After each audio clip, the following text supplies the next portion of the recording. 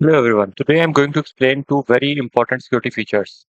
I'm going to tell you the configurations in detail, and first of all let me discuss what is the need of these security features and what will happen if we do not take care of these things. All of in our organization we have a DHCP server and all of the devices get the information about the IP addresses and gateways through the DHCP server. So now consider the scenario that if there is a illegitimate DHCP server is connected in our network, what will happen in that case?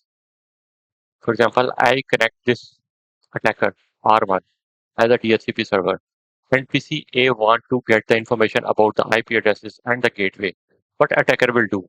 Attacker will assign an IP address within the same network and give this gateway 192.168.1.254. In this case, any communication will first go to the attacker and then attacker may send it to the legitimate user and act as a man in the middle. The attacker may not affect your communication, but it will able to receive or see all of your information. It may manipulate it or may not. It is upon the attacker now. But in this scenario, the attacker will be able to see whatever you are browsing or whatever information you are processing or sending to the gateway. So let's see another scenario. In this scenario, you have a legitimate DHCP server, but you want to communicate for the first time in the internet. You are going to send some packet to your gate, and recently this is going to be your first packet. Your device do not know any information about the MAC address of the gateway. So what this device will do, before sending any information, it will generate an ARP request to resolve the IP address with the MAC address. And for example, an attacker with the same IP address connect to your network. When the ARP request will go for resolution, your attacker will introduce its IP address into the ARP table.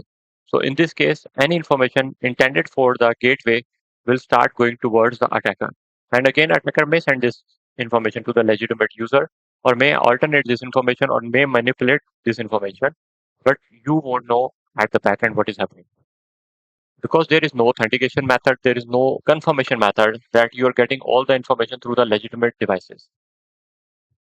These are the two main incidents which can happen. There could be other scenarios also, but let's focus on these two things. And now let's evaluate how can we get our network secure for these kind of attacks. So today's topic will cover both of these things. The first topic, DHCP snooping, where our DHCP server becomes secure. And second one is dynamic ARP inspection.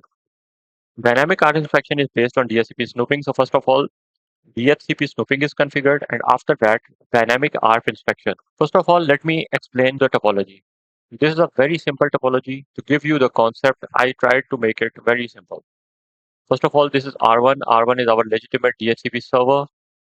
PCA is a device which is newly connected, requires the information about the IP address and the gateway.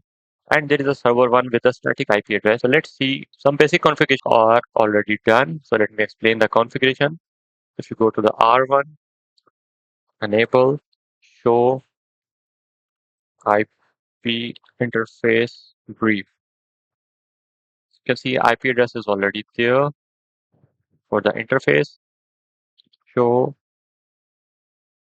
run pipe section DHCP. So no DHCP configuration has done yet. So let me start with the DHCP configuration and let's analyze the configuration of switch as well. Enable, show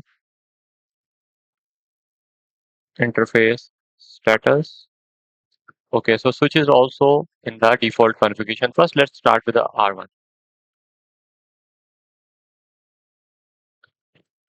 Config P, IP DHCP excluded address 192.168.1.1, 192.168.1.10, IP DHCP pool, Vlan 10. If you want to learn more about DHCP, I have created a dedicated video. I'll give the link in the description. This video is not intended to explain the DHCP, so I'm going very quickly to cover the configuration. So DHCP is configured. Let's start the configuration on the switch. Config P host name SW1, then interface, range, fast Ethernet 0/1-2, gigabit Ethernet 0/1, switch port mod access, switch port access, VLAN 10. So everything is in the VLAN 10 and VLAN 10 name users and right. So if you want to learn more about VLANs and trunking, I will recommend you to see the video about the VLAN and trunking. I will share the link in the description. Show interface trunk, show VLAN brief. So VLAN 10 is created. All of them interfaces F01, F02, and G01. This is G. This should be G01. Let me correct it. 03, F01. This should be F02. So now all of our relevant interfaces are in the correct VLAN. If we want to get IP address through DHCP, we'll go IP configure and create the DHCP. So you can see that it has successfully get the DHCP address. But if there will be no authentication like now, if we will connect this R1 to our network, both routers will become equally eligible. So now let me show you. So MAC address table. Now switch knows that this MAC address is connected with port G01 and this MAC address is connected with port F01 and both are in VLAN 10. I'm going to remove this and going to copy Control C, Control V, and now this is going to be the attacker with the same configuration. T interface G0/2 switch port mod access switch port access VLAN left and right. And if I connect this switch with the second port and remove, and now my PC will try to again get the DHCP address. DHCP address is received, but now let's see enable config T to show IP DHCP binding. You can see that now PCA has received the IP address through attacker. And if you see the default gateway, since we haven't changed the default gateway, let me change the default gateway IP DHCP pool VLAN 10 no default router 192.168.1.1 default router 192.168.1.254 exit interface G0/0 IP address 192.168.1.254.255.255.255.0 and write show IP interface brief. Show IP interface brief.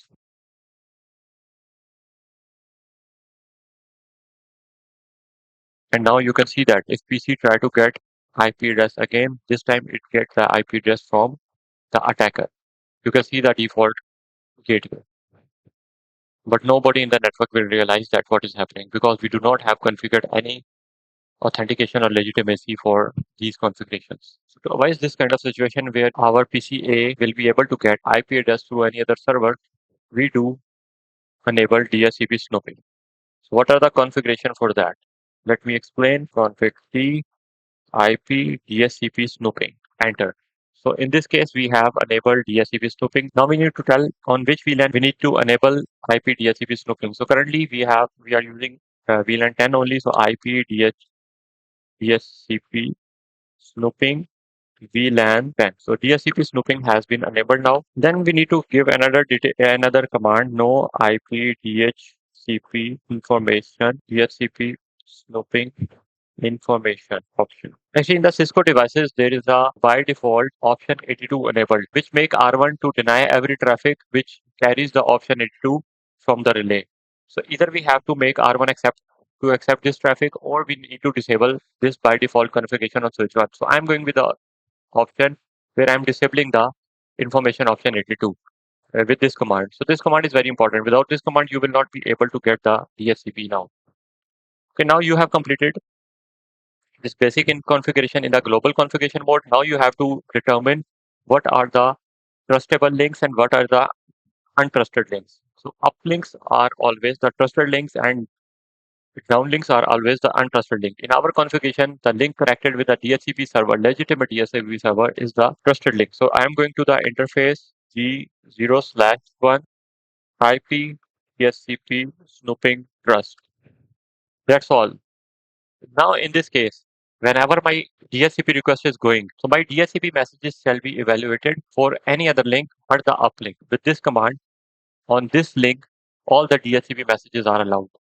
But on the other link, DHCP shall be failed. So now let's try to get IP address through DHCP. So our device gets the IP address from the DHCP. And now if our DHCP server is not available, in this case, you can see that our device will not be able to get any DHCP address. So this is how we have protected our server from the attacker in one. So I'm waiting for server to up. Once the server will be up, our devices will be able to get the IP address. So now you can see that DHCP request was failed previously, and now again DHCP request has been successful. And with the default gateway, we can make sure that our legitimate DHCP server has assigned this IP address. How can we see this information on our switch? There are a couple of verification commands. And write show IP DHCP snooping question mark binding. Now you can see that your DHCP binding table has created an entry in it where it has determined that your device 192.168.11 has this MAC address. This MAC address is unique. Now if an attacker tries to connect to your network, for example, this is attacker, it creates an IP address same as your device and try to enter to the network. And then there is another device, your server. It want to communicate with 1.11. Since this is also .11, this is also .11. When the server will start communication for the first time, it will send an ARP message. ARP message will try to resolve the MAC address. So whatever MAC address the server receives for the first time, it will create an entry into the MAC address table. If PCA able to reply quickly, so MAC address of PCA, legitimate PC, will be added into the server's MAC address table. And if PCB, attacker, make an entry quicker, in this case, MAC address of PCB shall be added to the server. So obviously the attacker will have the better communication link because it want to enter into the legitimate devices. So in the real environment, the attacker's MAC address shall be added to the MAC address table of the server. To avoid this situation, what we do, we use the DHCP snooping table and reading that information. For example, server 1 will now want to communicate with PCA. PCA already have .11 entry in the DHCP snooping table. Now switch will not ask everyone where .11 is. It will directly see the DHCP snooping table and see that, okay, this is a legitimate device which is associated with this MAC address. So it will reply back this MAC address to the server, and this is how this communication will never happen. And we have a very safe network. So let me show you the configuration for dynamic ARP inspection now. To enable dynamic ARP inspection, you do not need to have two commands. With only one command, you can enable the dynamic ARP inspection. So the command is IP ARP inspection Vlan 10. With this command, dynamic ARP inspection is enabled. Now for every ARP request, they will see the DHCP snooping table. So if DHCP snooping is already configured, then this feature is useful. Otherwise, this feature totally depends upon the DHCP snooping binding table. Exit, show, IP, ARP, inspection, interfaces. And now you can see that all of the interfaces by default in the untrusted mode. And they have the rate, 15 ARP requested can be sent per second. Interval is 1 second. We can change both of them, but this is not the intention of this video. In this video, I just want to show that same as the DHCP snooping, we have to configure the trusted interface. And in our case, interface G0/1 is our uplink, and uplink should be the trust. IP ARP Inspection Trust. And right, and again, if you see through IP ARP Inspection interfaces, you can see that our uplink interface has become a trusted interface. In case of a server which do not get any IP address through the DHCP, so it will not have any entry in the DHCP Snooping binding table. But it is our legitimate device. So how can our ARP will resolve this IP address? In this case, we have to create an ARP ACL, and through ARP ACL, we give the information about server to our enterprise that this is our legitimate device. So any other device associated with the same IP address cannot become part of our legitimate network. But this feature is not supported in the packet tracer. So if you want to know about this thing, you can send me a direct request and then I can give you live demonstration using some other simulator. Another important feature is dynamic ARP inspection can be validated based on the source MAC address, destination MAC address, and IP address. And you can make them enable in this way: IP, ARP, inspection, and validate. Question mark. And now you can determine the sequence. For example, first of all, I want to check the source MAC address, then the destination MAC address, and then the IP. And then end, right? And now we can verify our configuration. First of all, the command will be show IP ARP inspection. So you can see that source MAC address, destination MAC address, and IP address validation. All of these are enabled by default. And in the VLAN 10, you can also check if there are multiple VLANs. You can also write VLAN 10. Only VLAN 10 information shall be provided. The second important command, show IP ARP inspection interface. With these two commands, you can verify that all of your configurations are done. And now if any attacker wants to try these two attacks, which are the most common attack, they will not be succeeded. They will not be succeeded. So let's conclude our today's lecture. If you have any question regarding this, please send in the comments. I will answer through the video or in the comments as well. And if you want to learn more about this thing, you can also book a free session with me. I can explain all these features in one-on-one free session. For detailed theoretical concepts, I will highly recommend you to visit packetmentor.com, where you can learn about these concepts. You can have the quiz section where you can test your knowledge, and then hands-on labs are also available. If you want to do the practice on the same packet tracer lab, I will also add this lab to my website. For more videos and information, stay connected.